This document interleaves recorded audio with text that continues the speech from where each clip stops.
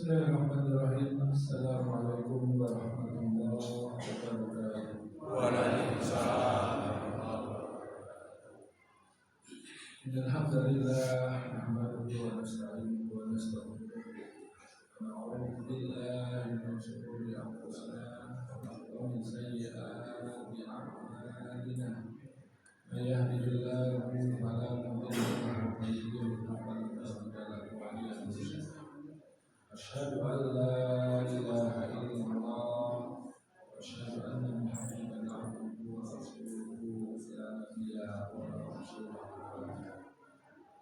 Qala tabaraka wa ta'ala ya ayyuhalladzina amanu taqullaha wa tanzur nafsun ma qaddamat lighad wattaqullaha innallaha khabirun bima ta'malun. Qala Rasulullah sallallahu alaihi wasallam al-hajju al-mabrur laysa lahu jazaa'un illa al-jannah. Jemaah yang dimuliakan Allah Subhanahu wa taala, syukur tidak akan pernah hilang dalam hati setiap hamba yang selalu mengucapkan alhamdulillah. Kita mengucapkan alhamdulillah sebagai bukti pujian kita atas nikmat-nikmat yang Allah Subhanahu wa taala berikan kepada kita. Berbagai macam nikmat, nikmat zahir, nikmat lahir, maupun nikmat batin. Allah berikan kepada kita afiatan fil jasadi, afiatan fil qalbi. Kesehatan dalam hati kita, jiwaan kita, maupun kesehatan dalam fisik kita. Jemaah yang dimuliakan Allah Subhanahu wa taala, tidak ada kalimat yang Allah harapkan selalu terucapkan dari lisan kita melainkan kalimat alhamdulillah. Salawat dan salam senantiasa tercurahkan kepada Nabiullah Muhammad sallallahu alaihi wasallam. Begitu pula sosok Nabi yang selalu terucapkan bersamaan dengan terucapnya salawat kita kepada Rasulullah, yaitu Nabiullah Ibrahim Khalilullah alaihi salam. Kita wajib untuk meneladani keduanya, meneladani Rasulullah, meneladani Nabi Ibrahim alaihi salam. Terkhusus di bulan yang Allah Subhanahu wa taala muliakan ini, ya, yaitu bulan Dzul Hijjah. Sebagaimana penyebutan namanya, yaitu Dzul Hijjah, bulannya orang-orang yang berhaji. Maka masya Allah, untuk memuliakan segenap kaum muslimin yang Allah berikan kesempatan menyempurnakan rukun Islam, jauh bahkan sebelum Islam ini datang, haji sudah menjadi bagian yang tidak terpisahkan dari tradisi umat manusia. Jemaah yang dimuliakan Allah, sudah pasti bulan Dzulhijjah ini kita bukan hanya sekedar melewatinya begitu saja, tapi mencoba untuk mengamalkan sunnah-sunnah mulia yang memang khusus dikerjakan di bulan haji.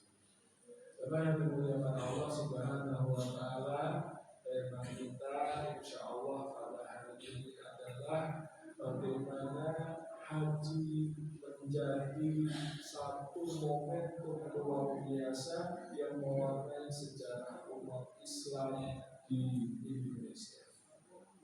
Jemaah yang dimuliakan Allah Subhanahu wa taala, haji ini berawal dari satu firman Allah Subhanahu wa taala yang Allah Subhanahu wa taala turunkan dalam surat Al-Baqarah ayat 196. Kalau tentang Ramadan, Al-Baqarah 183 itu salah satu rukun Islam yang Allah turunkan kepada kaum muslimin, juga terdapat dalilnya dalam surat Al-Baqarah. Kalau haji Allah turunkan perintahnya, ayat yang menjadi tanda kewajibannya di Al-Baqarah 190 Jemaah yang dimuliakan Allah Subhanahu wa taala, Allah di sini berfirman kepada kita, wa atimul hajja wal umrata lillah. Wa in uhsirtum famastaysara minal hadi fala tahliqu ru'usakum hatta yablughal hadiyu mahillah. Maka sempurnakanlah haji dan umrohmu semata-mata untuk Allah Subhanahu wa taala. Allah meminta kita untuk menyempurnakan haji dan umroh. Ini salah satunya menunjukkan tentang apa pentingnya kaum muslimin mengetahui tentang manasik. Kalau sholat itu dikatakan oleh para ulama ibadah yang diawali dengan takbiratul ihram, diakhiri dengan salam. Kalau haji, maka fikihnya pun juga memilikinya, tata caranya pun juga ada. Maka salah satu yang penting untuk kita pelajari, ilmu yang tidak boleh seorang muslim pun bodoh, yaitu tentang manasik haji. Lah kan belum tentu haji,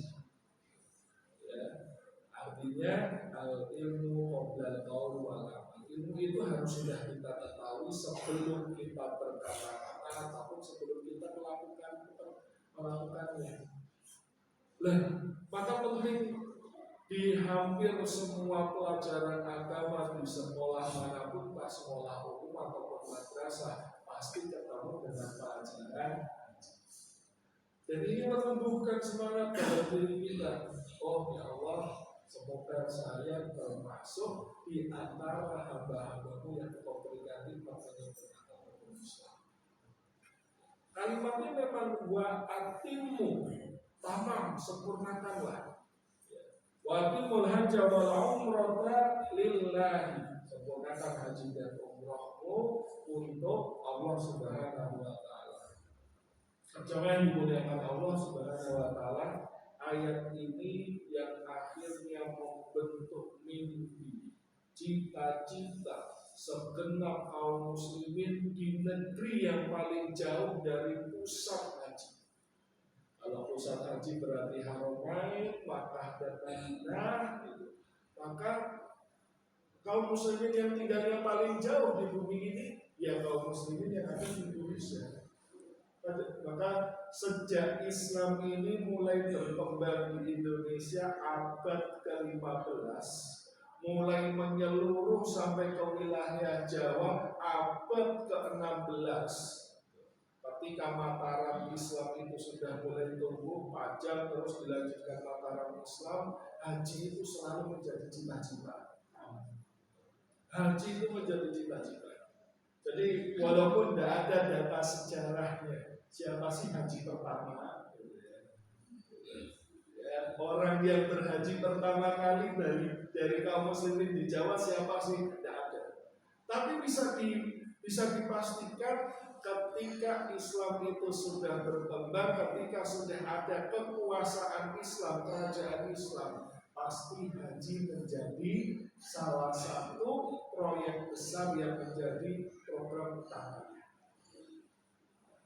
Jadi kalau kita coba bayangkan, kalau di Solo pertama kali Islam itu di eranya Mataram, ya, akhirnya kalau Pajang kan sebetulnya belum kokoh karena baru merintis,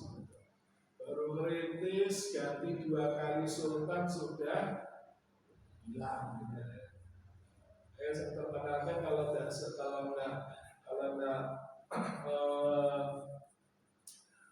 Joko Tingkir, ya, ataupun nama beliau itu, ataupun anaknya, ya, anaknya siapa? Pangeran. Tapi setelah itu berganti jadi Mataram. Era Mataram tahun 1617 ini, Pak, kaum muslimin negerinya sudah mulai mapan, pertanian juga sudah mulai makmur, bahkan dibuktikan, oh Sultan Agung aja berani kok ngirim 100.000 pasukan untuk menaklukkan Batavia. Masanya Sultan Agung. Artinya secara ekonomi kemakmuran sudah mapan. Orang Muslim itu kalau sudah merasa dirinya urusan hartanya itu sudah makmur, sudah mapan, sudah cukup, maka yang tidak akan pernah terlupakan dari target hidupnya menunggah haji, ya, berangkat haji. Maka kira-kira lah abad 16-17 ini mulai banyak orang yang berhaji. Nah, Bapak, kita coba bayangkan tahun segitu berangkat haji, kira-kira transportasinya apa? Nek dari Mataram berarti dari Surakarta mau numpak kapal paling dekat ke mana? Semarang. Ya, zaman dulu aja dari Surakarta ke Semarang seperti apa? Nanti dari Semarang masih langsung ke Sunda Kelapa. Dari Sunda Kelapa yang sekarang dikenal Jakarta itu masih lanjut lewat jalur pelayaran yang pernah mungkin sering naik kapal, ya, itu jalur pelayaran Sumatera bagian timur. Jadi nanti melewati Selat Malaka, habis dari Selat Malaka nanti, ya, berhenti yang terakhir di wilayah Nusantara itu di Banda Aceh. Jamaah yang dimuliakan Allah Subhanahu wa Ta'ala, tahun segitu haji. 300 tahun yang lalu cara orang berhaji naik kapal. Maka kalau kita sekarang merasakan, ya, ada yang namanya walimatus safar. Mau tuh pengaruh haji aja memakai walimah. Walimah itu kan seringnya kita nyebut walimah itu walimah nikah, teman. Gitu. Kalau dulu itu ada walimatul khitan. Orang anak kalau sunati dibikin acara tasyakuran. Ya zamannya jenengan dia walimatul khitan. Ya kita di acara ini, sunatan di acara. Kalau sekarang kan biasa lah. Itu dulu itu bagi masyarakat Muslim walimah nikah, walimah khitan, walimatus safar. Salah satu acara saya sampai sekarang kan juga masih ada tuh walimatus safar. Kok ngapain sih pakai pesta-pesta safar sedawa? Haji sekarang itu cuma 40 hari. Loh, itu bagian dari tradisi menghidupkan, memasyarakatkan, mempopulerkan syariat Islam yang kelima, syariat Islam yang paling akhir, haji. Karena sudah kebayang. Kalau kita itu paham bagaimana beratnya transportasi haji di masa lalu, akhirnya akan menganggap wajar walimatus safar. Mengumpulkan semua sanak keluarga, tetangga, teman-temannya, kemudian pamitan bahasanya, dan menyelesaikan tanggungan-tanggungan sebelum dia berangkat haji. Karena perjalanan haji di masa itu, naik kapal layar itu bisa setahun, ya, itu bisa setahun. Jadi setahun itu saja nek orang Solo yang nggak pernah naik kapal, kira-kira rasanya apa? Mabuk, ya.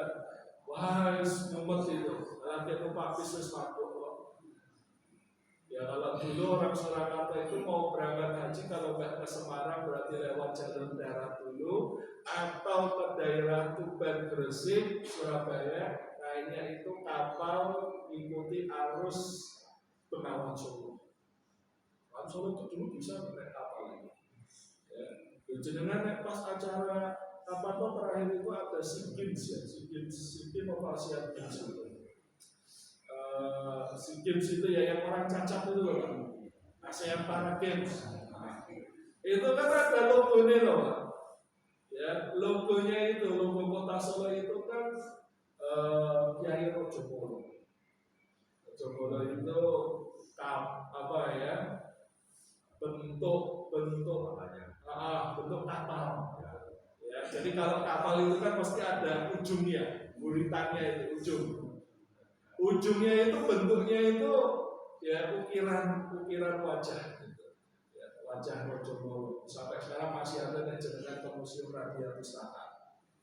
Ya, kali ini Solo Car Free Day, Lampung Matur gitu. Ya, itu. Nah, perjalanan itu setahun enggak mudah. Maka para ulama itu berusaha keras untuk memotivasi kaum muslimin. Ayo, bukti kaum muslimin itu sempurna, bagus Islamnya di satu wilayah. Sampai sekarang semangat haji tidak akan pernah pudar. Ya, pas berita-berita musim haji kemarin tercatat rekor jamaah haji tertua tahun haji ini berapa? 103 tahun.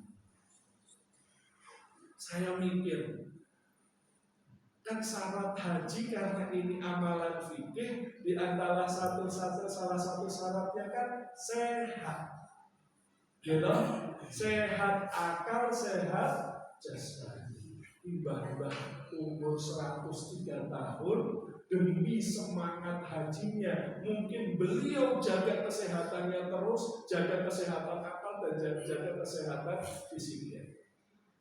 Dengan ikhtiarnya dan juga tentunya penjagaan dari Allah. Jadi bercita-cita haji itu akan membuat kita itu terus berusaha menjaga kesehatan fisik dan kesehatan akal kita. Tapi yang kata aneh, ada saja beritanya pas musim haji. Jamaah haji Indonesia kopernya ditahan di Jeddah karena bawa 2 koper rokok. Apa juga bukan pelesiran kan ya, kamu nggak sekalian 2 koper kopi gitu. Itu ya aneh-aneh lah. Tapi itu bagian dari sejarah dan tradisi dan budaya kaum muslimin di sana. Nah, jamaah yang dimuliakan Allah Subhanahu wa taala, di antara yang memotivasi kaum muslimin ya untuk berhaji, salah satunya juga merupakan hadis Rasulullah, salah satu hadis yang masuk dalam hadis sahih dan diriwayatkan oleh Imam Bukhari. Al-hajjul mabrur laisa lahu jazaa'un illal jannah. Rasulullah sallallahu alaihi wasallam bersabda, al-hajjul mabrur, haji yang mabrur itu ya, tidak ada balasan yang pantas diberikan kecuali surga. Hadisnya pendek tetapi ya, kalau Ramadan kan maksudnya Ramadan iman waktu sabat berfirullah dan mengingkari. Kalau hadis itu hadis tentang haji, oh jamaah yang dimuliakan Allah Subhanahu wa taala ya, ikuti saya melafalkan hadis itu ya, benda masuk dalam catatan malaikat. Oh jamaah masjid Nurul Iman ya, berusaha menunjukkan cintanya kepada Rasul. Di antaranya apa? Bukan cuma mengamalkan sunnah, tapi hifdzu hadithi Rasulullah, menghafal hadis Rasulullah. Dan kita ikuti hadis ini. Qala Rasulullah sallallahu alaihi wasallam. Al-hajju al-mabruru Al-hajju al-mabruru laisa lahu jazaa'un laisa lahu jazaa'un illal jannah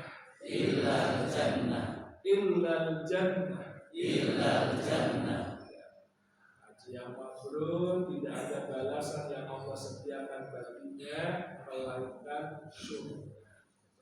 Jangan dimuliakan Allah Subhanahu wa taala, tapi haji itu gak cuma sekedar meruntuhkan kewajiban rukun Islam.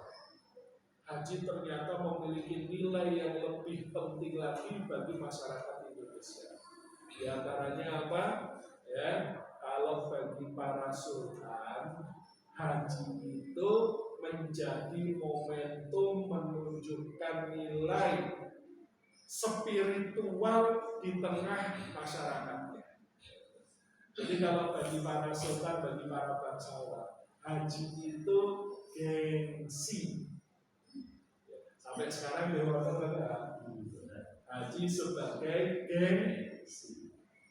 Sultan orang tahu haji.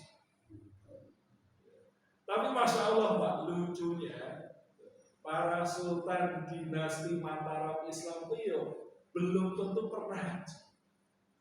Tapi ya, karena kan ada ya, kalau dalam Islam itu ada istilahnya, kalau dalam fikih itu kan badal haji.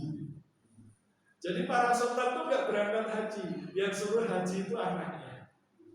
Anaknya kon badalnya bapaknya. Kok gitu lah, yang ditinggal berangkat haji, sultan mau mangkat haji lah, terus saya ngurus pimpin negaranya siapa? Dan tiba-tiba berangkat haji, pulang-pulang sudah diganti. Ya. Jadi seperti itu. Tapi memang haji itu menjadi salah satu gengsi yang luar biasa. Sampai sekarang pun ada. Tidak percaya, maksudnya musim haji kita sebentar lagi KPK nangkap. Penangkapan pejabat, kenapa? Mendapatkan gratifikasi haji. Dia betul. Pernah dengar kan kasus korupsi haji? Ya, seperti itu. Orang nama Masya Allah. Bahkan orang penjajah Belanda saja itu tahu semangat kaum muslimin di merata, nggak cuma di Jawa, Sumatera, Kalimantan, Sulawesi, bahkan sampai Maluku. Haji itu bukan cuma rukun Islam, tapi juga merupakan tujuan ataupun posisi yang paling penting di tengah masyarakat. Maka Belanda itu separah-parahnya Belanda kan agama resminya Kristen Protestan. Haji tetap difasilitasi, Pak. Kira-kira buat apa? Loh, keuntungannya besar. Karena Belanda sendiri pun, tapi tetap diawasi. Ya, maka itulah ketika saya baca-baca buku sejarah itu saya bingung. Kok uniknya di Timur Tengah itu nggak ada, di Arab itu nggak ada. Orang itu dapat gelar, ya. Ke Turki itu juga nggak ada. Orang itu dapat gelar haji. Termasuk di mungkin wilayah Afrika, Iran, ya, Pakistan itu nggak ada. Gelar haji itu nggak ada. Gelar haji cuma ada di wilayah Melayu, Asia Tenggara. Saya baca akhirnya ketemu alasannya. Karena penjajah Belanda itu memang memfasilitasi haji, membolehkan untuk haji. Tapi sekaligus penjajah Belanda itu sadar orang itu kalau haji ke Masjidil Haram, ke Haromen, dan di sana mesti lama. Bisa setahun, bisa bertahun-tahun, bisa perjalanannya saja kalau ketika sudah ada kereta uap itu, ya kan, kereta uap, kapal uap itu, ya 3 bulan. Pesawat terbang baru ada haji pesawat terbang itu tahun 60-an. Ketika Bung Karno membuat yang namanya maskapai penerbangan Garuda. Dulu namanya apa ya? Dulu burung pernah ada di Pak, ya, di era Kementerian Agama siapa itu, ya, akhirnya bikin maskapai burung, ya, maskapai khusus haji, ya. Itu baru ada itu, pakai pesawat, ya, pakai pesawat. Lah, akhirnya orang Belanda ini, penjajah Belanda ini itu memperbolehkan siapa yang mau haji, saya mau haji, oke, siap. Semua yang haji kalau naik kapal pasti nanti berhentinya di Jeddah. Gak mungkin yang Yaman. Anehnya Yaman cek melakukan Mekah yang kosong, melewati padang pasir. Maka paling dekat itu mana? Jeddah. Di Jeddah itu ternyata Belanda sudah bikin kantor konsulat Belanda di Jeddah. Salah satu tujuannya untuk apa? Mendata dan mengawasi. Karena orang kalau sudah haji, mulai ke Indonesia, bahasa sekarang pasti diragikan. Iya mesti.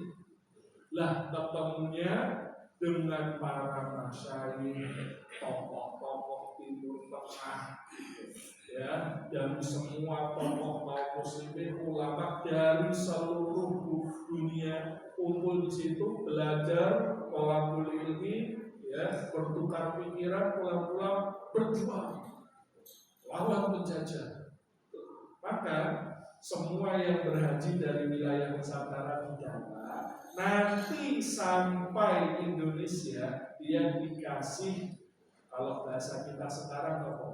Piagam haji. Sertifikat haji atau sertifikat umroh. Badan apa haji? Ya, pasti dikasih loh. Oh, itu ciptaan Belanda itu. Tujuannya apa? Karena doniten untuk diawasi. Jadi semua yang sudah berhaji itu harus pakai gelar haji. Belanda itu, oh iya, orang Colomadu ada yang baru pulang haji, wasak kelurahan langsung, ya, langsung masuk laporan. Ya, sekarang berarti apa ya? Polsek. Ya. Oh ini, diawasi itu, diawasi. Karena semua yang menggelerakan pemberontakan, PMN tokoh Islam pemberontak sama Belanda mesti balik haji. Gitu. Ya, semangatnya luar biasa. Maka jamaah yang dimuliakan Allah Subhanahu wa taala, mungkin kalau bagi orang Arab haji itu cuma sekedar Islam. Tapi bagi kaum muslimin di Nusantara ini, haji itu adalah identitas perjuangan. Data-data sejarah kayak gini, ya, oleh setiap menteri agama itu mesti disampaikan kepada Kementerian Haji Arab Saudi. Maka Arab Saudi itu ya nggak bisa nolak ke Indonesia dan minta tambahan kuota. Alasannya apa? Pak, haji itu bagi orang Nusantara itu nggak sembarangan. Berkahnya semangat haji ini, andaikan semua kuota haji seluruh dunia diserahkan ke masyarakat Indonesia, coba bila pengantri puluhan tahun sabar, ada kaum muslimin yang lebih sabar daripada orang Indonesia. Sudah ngerti, dia melebak datang ke bank bawa uang 20 juta, yang buka tabungan haji kan minimal 25 juta ya sekarang. Baru dapat kursi. Ketika dapat kursi sudah dibilangin, Pak, berangkatnya masih 30 tahun. Jawaban semuanya, tidak apa-apa. Apa ada seorang muslim yang lebih sabar? 25 juta gede loh, Pak. Ya, ditunggu 30 tahun dia nggak dapat keuntungan, nggak dapat bagi hasil sama sekali. Padahal nek mau ditabung ya minimal dapat bagi hasil. Tunggu puluhan tahun sabar. Berarti orang yang sudah daftar haji reguler ya, itu pertama dapat pahala sabar, dapat kualitas takdir kepada Allah. Dan sudah takdirnya, insya Allah berangkat haji. Masya Allah. Ya, mudah-mudahan kajian singkat kita ini menjadi satu motivasi tersebut. Maka saya itu sering menyampaikan, selama semangat berhaji di masyarakat Indonesia itu masih tinggi, Islam di Indonesia insya Allah baik-baik saja. Semangat orang yang baru pulang haji, karena haji mabrur itu sabda Rasulullah punya 3 ciri. Ciri yang pertama, ifsa'us salam. Dia pulang haji orang yang tambah ramah, ya, kalimat-kalimat yang muncul kabar baik, semangat dakwahnya meningkat. Yang kedua, kepedulian sosialnya semakin meningkat. Kenapa? Rasulullah menyampaikan dalam salah satu hadisnya, ciri seorang haji yang mabrur it'amut ta'am, pulang-pulang ke Indonesia, pulang-pulang ke kampungnya, dia semakin memiliki kepekaan sosial dengan bagi-bagi makanan. Maka mohon maaf, meskipun saya mungkin tidak cocok dengan beberapa ritualnya, kebiasaannya. Ya, kalau jenengan ke daerah Jatinong, musim haji kayak gini ada apa Pak? Ya, tebar apong. Ya, terus. Itu salah satunya mengamalkan sunnah Rasul ini. Orang kalau pulang haji dianggap sebagai sosok yang mampu, maka kepedulian sosialnya semakin tinggi. Maka di antara buktinya apa? Ya, dimanapun ada pusat kaum muslimin pasti ada pusat oleh-oleh haji. Gitu? Karena di antaranya melakukan sunnah Rasul itu amuk. Dan ini yang sebetulnya paling dikhawatirkan. Maka orang yang paling harus memakmurkan masjid, ya, menjaga dakwah, berperan dalam sosial kaum muslimin sebetulnya adalah hamba-hamba Allah yang Allah pilih bisa menyempurnakan rukun Islam dan mendapatkan nikmat haji. Mudah-mudahan kita semua termasuk hamba Allah yang diberikan nikmat bisa berhaji ke Baitullah dan mendapatkan status mabrur sehingga mengantarkan yang mendapatkan husnul khotimah. Jamaah yang dimuliakan Allah Subhanahu wa taala, mungkin yang bisa saya sampaikan di kesempatan pagi hari ini. Aku qouli hadza, astagfirullah wa lakum. Wassalamualaikum warahmatullahi